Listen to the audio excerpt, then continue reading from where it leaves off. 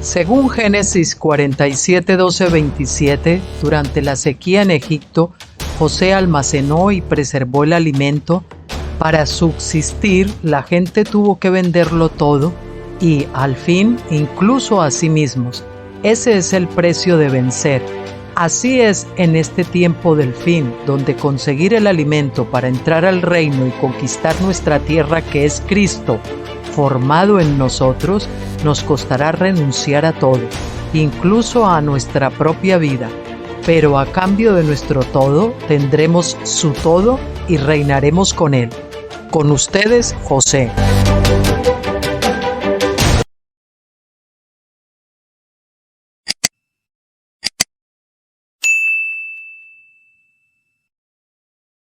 Hola, saludos a todos, ¿cómo están? Bienvenidos. Vamos a continuar con nuestro libro que habíamos dejado paralizado y por mucho tiempo mientras grabábamos esas series de la lucha por el derecho de nacimiento, el sionismo y todo esto. Como les dije ayer, que es de uno de mis libros, que es una recopilación de artículos del blog Tabernáculos. El título del libro es Reflexiones acampados en Gilgal.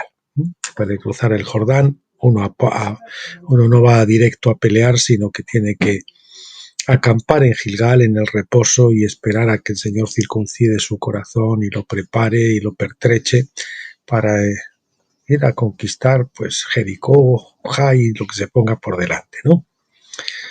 Y expulsar a los gigantes de la tierra. Bien, el artículo que les hablaba ayer se titula Es Yom Kippur, vivamos en espíritu y verdad, huyendo de la religiosidad judaizante. Como les dije el otro día, el título es porque, como les dije ayer, el título es así porque se escribió el 23 de noviembre de 2015, que era Yom Kippur, si no recuerdo mal. Bueno, antes de continuar, déjenme que les diga, hoy es 20 de diciembre y son aproximadamente las 6 de la tarde, vamos a ver. Sí, las 6:05 de la tarde. Así que nada, nos metemos en harina. Bien.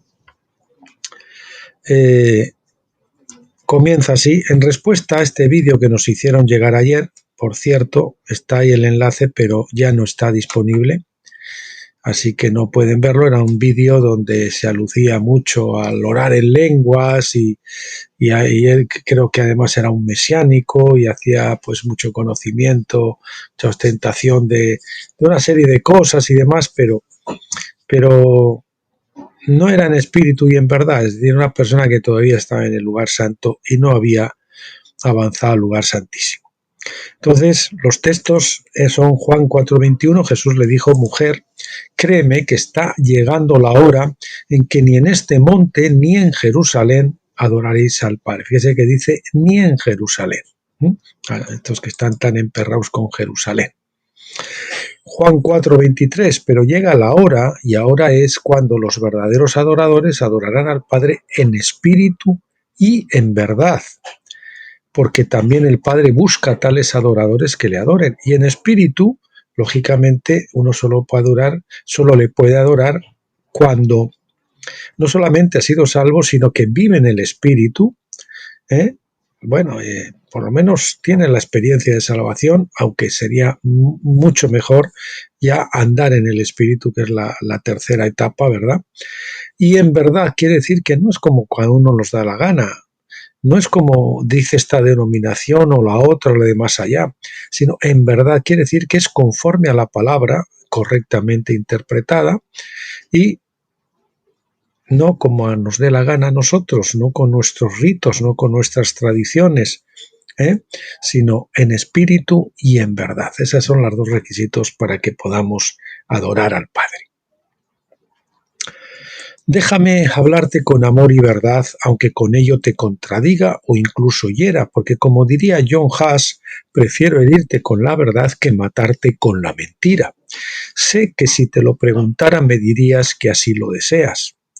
Conocí la salvación, es decir, la Pascua en mi espíritu, al creer en Jesús por la simple fe de obediencia a su palabra, de acudir a Él, sin que nunca antes ni después haya celebrado la fiesta de la Pascua. Es decir, no se trata de ritos, ni de fiestas, ni de celebraciones, aunque si uno quiere celebrar algún tiempo, que nadie os diga nada en cuanto a comida y bebida, en cuanto a días de fiesta y a lunas nuevas y no sé qué, todo eso, ¿no? Bueno, pero la Pascua, que antes se celebraba así, ahora la forma de celebrarla es conociendo la salvación por fe, siendo justificados por la fe.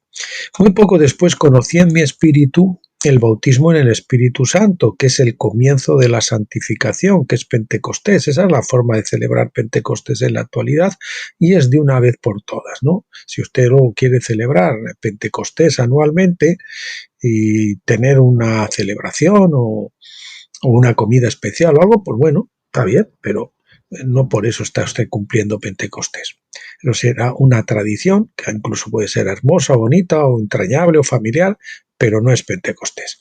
Por la simple fe también de creerlo y pedirlo sin nunca antes ni después haber celebrado la fiesta de Pentecostés. Después que el Espíritu luchó conmigo hasta hacerme, mediante el sufrimiento y la disciplina, morir a la carne por unos 9 años, eso le tardó 9 años en mi caso, fue un periodo corto, pero fue intensísimo en mi caso. A otros quizá el Señor les lleve por un camino más largo, más suave, pero más largo. Pero en mi caso fue así. Por la simple fe obediente de dejar de tratar. Dejar mis obras, quedarme quieto, dejar de tratar, dejar de hacer yo y dejarle hacer a Él.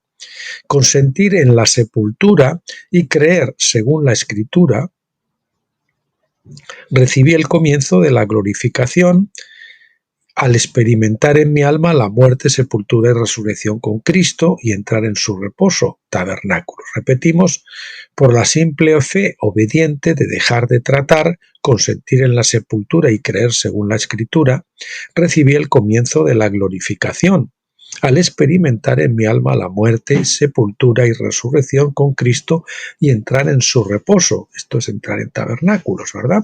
Sin jamás haber celebrado la fiesta de tabernáculos. Y de hecho esa es una fiesta que no se ha cumplido históricamente.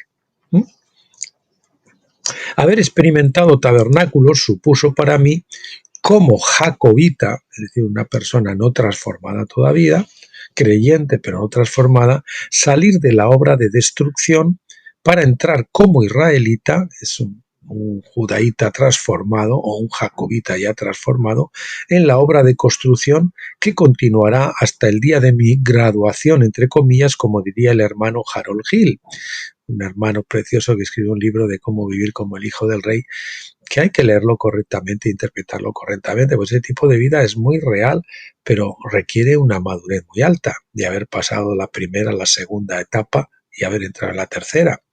No cualquiera vive como un hijo del rey, así, ¿verdad? Bueno, como le digo, salir de la obra de destrucción es esa obra que va en Pascua y Pentecostés, sobre todo en Pentecostés, y después de Pentecostés comienza una obra de edificación y construcción. Morimos a la carne y ahora Cristo es formado en nosotros, pero Cristo tiene que ser edificado, tiene que crecer hasta la madurez de Cristo en nosotros, a la madurez del varón perfecto, ¿verdad? Eso a nivel individual y la Iglesia también pues lo tiene que hacer a nivel corporativo.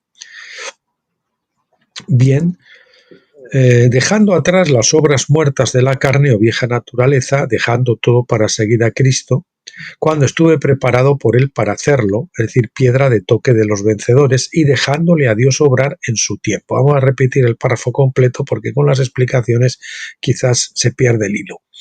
Haber experimentado tabernáculos supuso para mí, como jacobita, salir de la obra de destrucción para entrar como israelita en la obra de construcción, que continuará hasta el día de mi graduación, entre comillas, como diría el hermano Harold Hill, es decir, hasta el día de nuestra muerte o de nuestra transformación.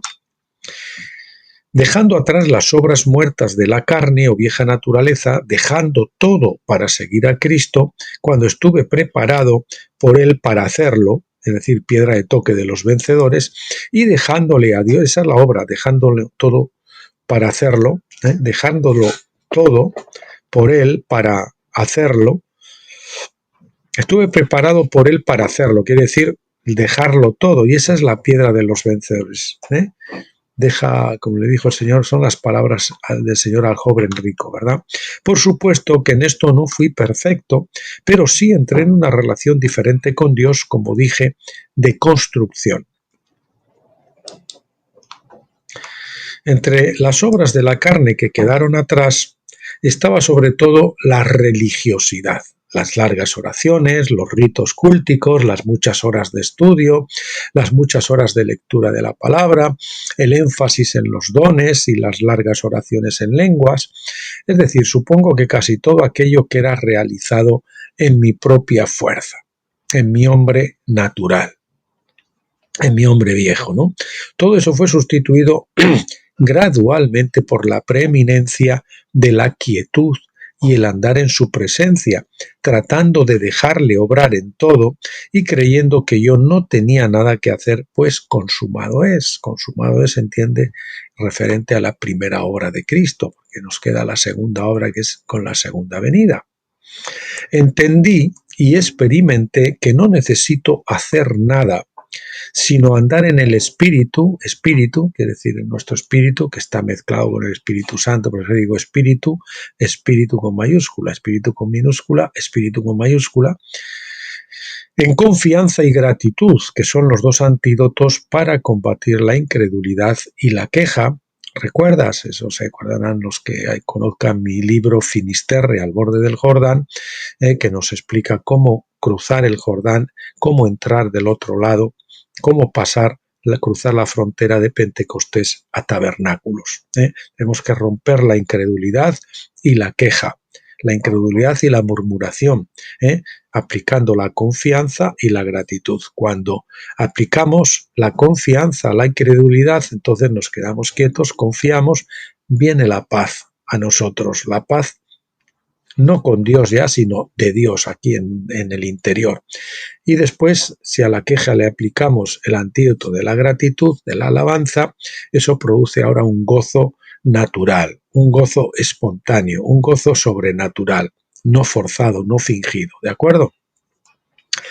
Las más de las veces ni siquiera oro vocalmente, ya sea en lenguaje natural o en lenguas, pues la mayoría de la oración externa pasó a ser sustituida gradualmente por la oración contemplativa, a saber, estar simplemente a su lado, callado, quieto, contemplándole, admirándole, amándole, estando a su disposición, aceptando lo que él hace con contentamiento, tratando de andar delante de él en su presencia y de vivir arrodillado en mi ser íntimo en lugar de tanto arrodillarme para orar. Le repito esto, de vivir arrodillado en mi ser íntimo, es decir, completamente rendido y entregado al Señor, esa es la verdadera adoración, en lugar de tanto arrodillarme para orar.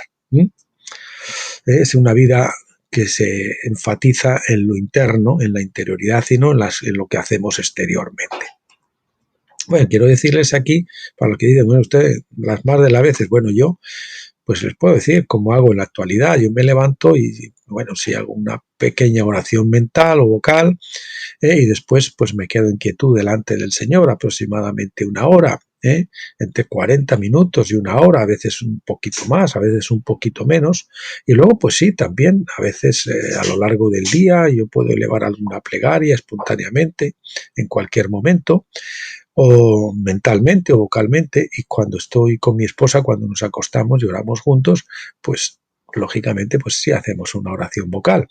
Y nos gusta llevar las cosas al día, no tenemos listas de oración, que es como un saco que vamos echando y anotando ahí cosas y que nunca se resuelven y cada día pesa más, sino que ventilamos los asuntos delante del Señor día a día.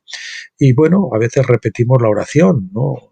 Pero hasta que se hace rancia, ya cuando una oración empieza a hacerse rancia, pues la soltamos. Les recomiendo mi libro, Tiempo y Espacio en la Biblia, es un libro pequeño.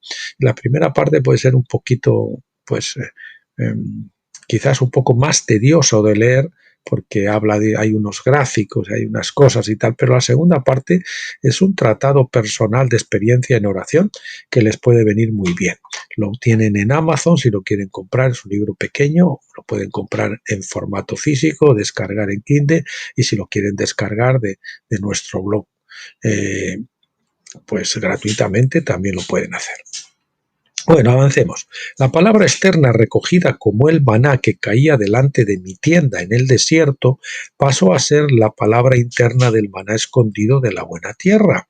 La palabra o rema viviente, Cristo en mí, hablándome y dirigiéndome, haciendo las cosas en mí y por mí.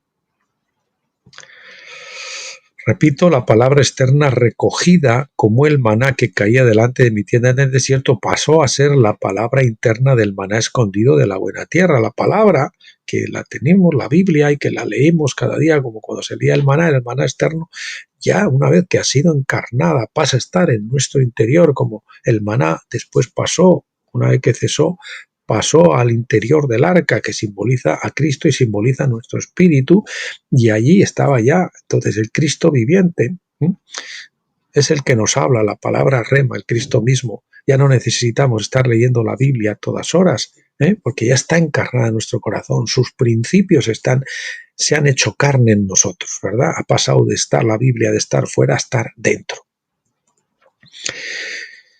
Bien, dice Josué 5:12, y el maná cesó, escuchen esto, cesó al día siguiente desde que comenzaron a comer del fruto de la tierra. El fruto de la tierra es Cristo, es el maná escondido.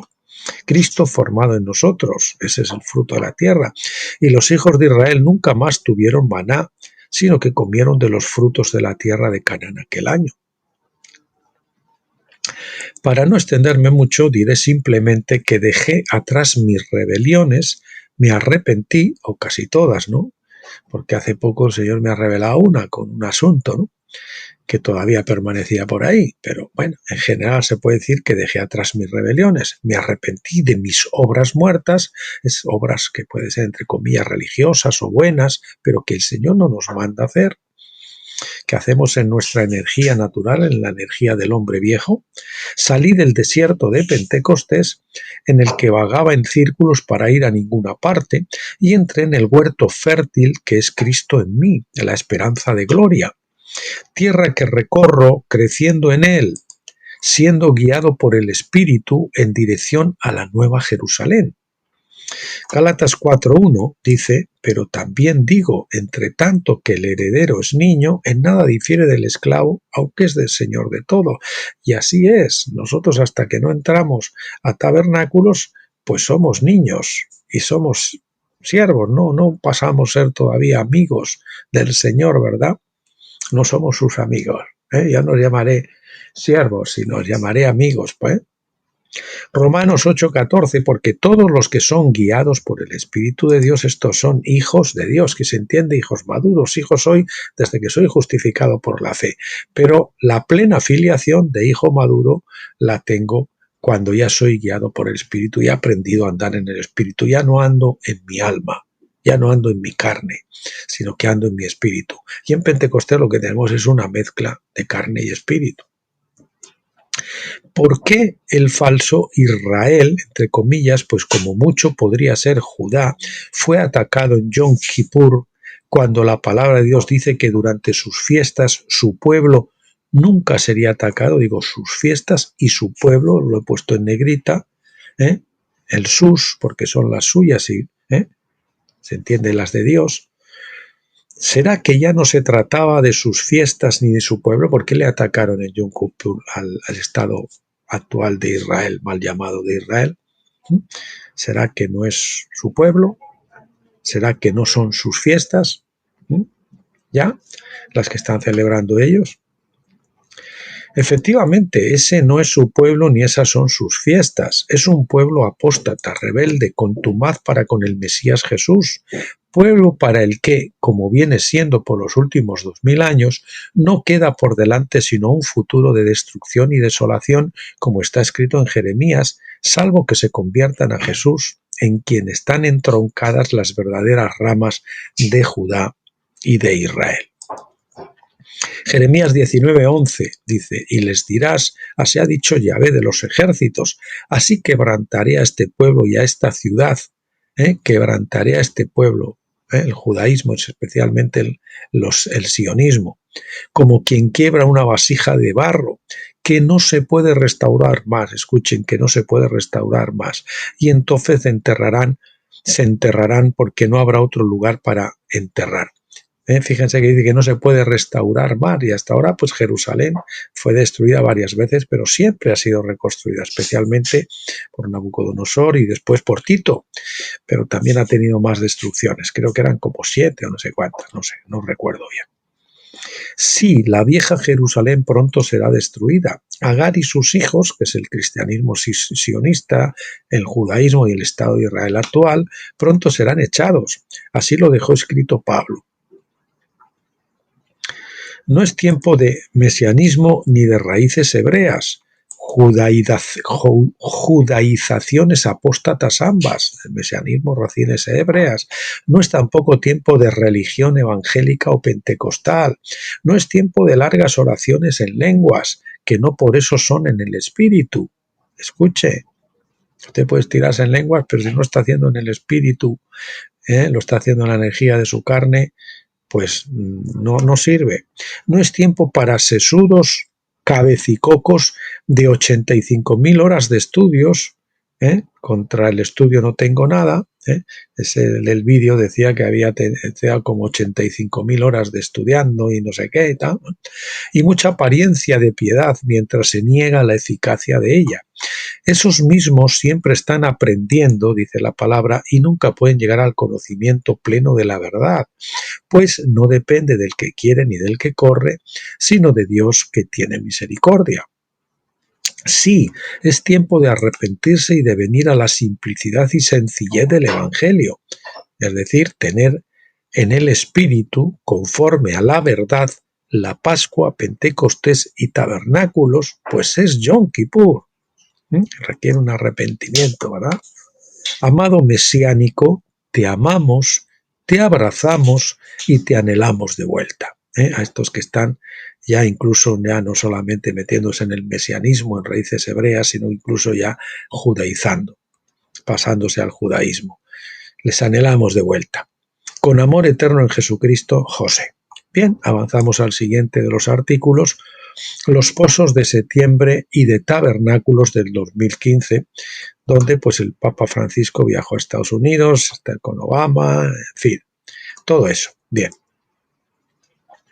Estos fueron unas fechas importantes, aquel 2015, y bueno, el artículo comienza así. Estos son los sedimentos que nos dejan las noticias del famoso septiembre, con la visita de Francisco a Obama, la 70 Asamblea General de la ONU, la última luna de sangre de la tétrada, todos esos sucesos que se agruparon en torno al 22 y 23 de septiembre de 2015, Putin pisando fuerte en Siria y la finalización de la fiesta de tabernáculos.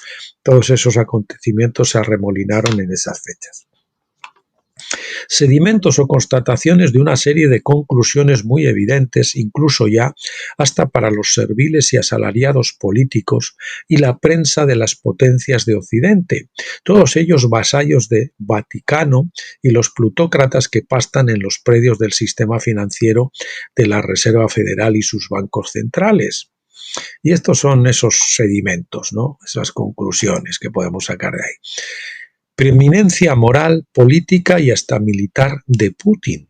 China y Rusia se descollan poco a poco como los actuales reyes del Oriente que derrocan a Misterio Babilonia y propugnan un mundo multipolar en oposición al nuevo orden mundial de Francisco y compañía, ¿no? El Deep State.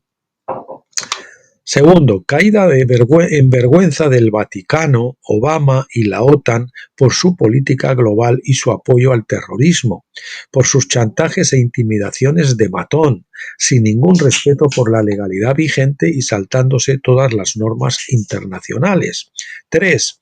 Solo les queda a los de Occidente seguir exportando su modernismo, entre comillas. ¿Y qué es ese modernismo? Corrupción y depravación moral, degradación de todo lo bueno y exaltación de todo lo malo, puesto que sus primaveras democráticas, entre comillas, falaces y vendidas a las élites, se han demostrado inexportables. Su primavera árabe parece estar pasando al otoño sin haber conocido el verano. Ya estábamos viendo la caída, Misterio Babilonia, en esos tiempos. Cuarto creo que va. Tras destruir y sumir en la anarquía a Libia, Egipto, Túnez, Irak, Afganistán, Yemen, Siria, Ucrania, etc., reculando en Cuba, Irak, Ucrania y casi todos sus frentes, solo les queda ya procurar salvar la cara lo más posible y tratar de tapar al máximo sus fracasos y la vergüenza de su desnudez. Desgraciadamente ya se les han visto tanto y tantas veces las gomas de las caretas a los de Misterio Babilonia que ya ni siquiera les creen las mentiras ni sus comprados medios de desinformación, aunque siguen vendidos a ellos, ¿no? Como aquel del cuento que viene el lobo. Quinto, en cuanto a los terroristas y rebeldes, entre comillas, decir que desde el arribo de Rusia están entrando en pánico y deserción. Bueno, resumiendo, allá donde pisan los Estados Unidos y sus aliados, todo entra en caos. Entonces llaman al bombero Putin y las cosas empiezan a solucionarse. Sí, definitivamente viene un nuevo orden mundial, el de los santos del Altísimo, el imperio del Señor Jesucristo, de su majestad el Señor Jesucristo. Por supuesto, tras el ruido y el asentamiento del polvo de unos años de convulsa transición. Si vamos a ver la caída, estamos asistiendo, pensamos que este año 2024 vamos a ver caída definitivamente de Misterio Babilonia ya. Y por supuesto todo esto está trayendo y traerá pues terremotos políticos, económicos, sociales, convulsiones, ya saben, en las calles, destrucción, vandalismo, todo lo que se quieran imaginar. Pero una vez que se asiente el polvo y se disipe el humo, pues empezaremos a ver la alborada, ese nuevo día que es la alborada con el último gran avivamiento que correrá paralelo y emergerá el reino del Señor Jesucristo, donde nación tras nación será gobernada por Cristo y sus santos y se irán uniendo en una cordillera que se extenderá por todo el mundo, la piedra que se hizo un gran monte, una gran cordillera, hasta que todas las naciones a lo largo del milenio ya formen parte del reino del Señor, de su majestad, el Rey Jesús. Bien, pues aquí tenemos, a este le dieron el Nobel de la Paz, que no hizo más guerras, incluso al comienzo del tema, para que sepamos que que los Nobeles son papel mojado, ellos se lo guisan, ellos se lo comen. Bueno, aquí tenemos unos artículos relacionados de este domingo, final de Tabernáculos y comienzo del lunes, cuyos titulares son tan expresivos que casi no hace falta nada más. Yo se los voy a enunciar, pero que vean los titulares que había en la prensa en esos días y bueno, si ustedes los quieren clicar pues, o buscar, pues lo pueden hacer. Dice, el operativo ruso en Siria y la Asamblea General de la ONU convierten esta semana en histórica. Las declaraciones de la 70 Asamblea General de la ONU que pasarán a la posteridad. Assad dice, Rusia nunca ha tratado de imponernos nada, especialmente durante la crisis. La prensa alemana, Putin está haciendo todo bien en Siria. François Hollande, Rusia puede convertirse en nuestro socio en Siria. Desastre en el hospital de Kunduz. Un bombardeo aéreo de los Estados Unidos ataca, vamos a ponerlo correcto, Estados Unidos ataca a Médicos Sin Fronteras. Estados Unidos deliberadamente altera los datos de GPS en las zonas de conflicto. Gobierno de Estados Unidos y medios de comunicación trabajan en sintonía para demonizar a Rusia. Paul Craig Roberts, se le acaban las mentiras a Obama ante las preguntas de Putin. Más, portavoz de Putin, Occidente no puede explicar a quién llama oposición moderada en Siria. Rusia, ataques en Siria provocan pánico y deserciones en el Estado Islámico, que ya saben que lo crearon pues Hillary Clinton y compañía. Sus miembros tratan de huir a Europa. Siria, unos 700 extremistas se han rendido durante los últimos días. Putin declara que Estados Unidos apoya a ISIS. Blog Apocalipsis y Actualidad. Penoso, patético y previsible el viaje del Papa Francisco por Cuba y Estados Unidos. César Vidal Manzanares. Otro más, militantes del Estado Islámico evacúan a sus familias por los ataques rusos en Siria. Siguiente, Irak da luz verde para que pilotos rusos combatan al Estado Islámico en su territorio. Prensa alemana, Rusia en semanas va a hacer lo que no logró Estados Unidos en un año en Siria. ¿Por qué? Porque no lo querían hacer. Ustedes saben que la primavera árabe consistía en que querían derribar 5 naciones en 7 años, pero ahí les dio el alto Putin en Siria porque se metió allí y entonces les fastidió la primavera árabe, que se pasó a ser un invierno más bien, ¿no? Siguiente artículo, guerras equivocadas, enemigos equivocados. Es hora de seguir el ejemplo de Rusia contra el Estado Islámico. Trump. El mundo sería más estable si Hussein y Gaddafi siguieran en el poder. Fíjense, Dios, el mundo sería más estable y desde luego unas naciones que estaban de maravilla, sobre todo Libia, que era una de las naciones, claro, como quisieron quitar el dólar y como vivían de maravilla y todo el mundo ahí tenía su casa y bueno, es un ejemplo para toda África. Sin embargo, pues lo destruyeron y ahora es un desastre enorme. Y Craig Roberts de nuevo revela la fecha en que Estados Unidos dejó de ser una potencia unipolar. Ya desde esas fechas Estados Unidos deja de ser una potencia. Después de la violación de Rusia, se convirtió en un mundo unipolar, policía del mundo, y que todos tenían que hacer lo que él decía, pero ahí ya las tornas empezaron a cambiar y se les dieron la vuelta a la tortilla.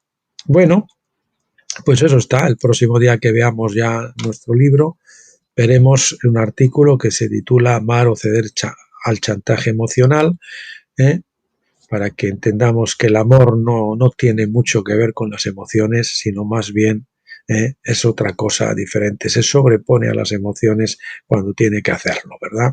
Y aunque parezca que se nos van a volver en contra, pues hace lo correcto a pesar de lo que piensen los demás y a pesar de que sea mal mirado, ¿verdad? Bueno, pues eso es. Mañana, Dios mediante, jueves o si no el viernes, vamos a estar viendo, vamos a iniciar también una serie que será, pues eso, de semana en semana, que van a ser 3 artículos maravillosos que hablan del cruce de los velos, ¿no? Para unos son 3 velos, es decir, entrar del mundo con la salvación. Ese sería el primer velo que nos da acceso al atrio, pues un segundo velo que nos da acceso al lugar santo, y el tercer velo al lugar santísimo, y otros, pues sin contar el primero, serían 2, ¿no? El cruce del velo al lugar santo y después al lugar santísimo. Y vamos a ver, esos son 2 artículos de Witness Lee, tremendo, de verdad, sobre todo ese primero, que es una maravilla, incluso para los nuevos creyentes, para que sepan lo que simbolizan todo ese mobiliario que había en el tabernáculo, el altar, etcétera, el altar del incienso, la menorá, la mesa de los panes de la proposición, todas esas cosas, lo que había luego en el lugar santísimo, dentro del arca, todo eso relacionado con nuestras fases de crecimiento espiritual. Y luego también otro artículo que toca también eso de los velos del doctor Stephen Jones, y vamos a dejar eso como muy clarito con esos 3 artículos. Bien, mis queridos amigos, gracias por acompañarme hasta aquí. Bendecirles en el nombre del Señor, emplazarles para que regresen mañana o pasado, y hasta entonces, pásenlo bien.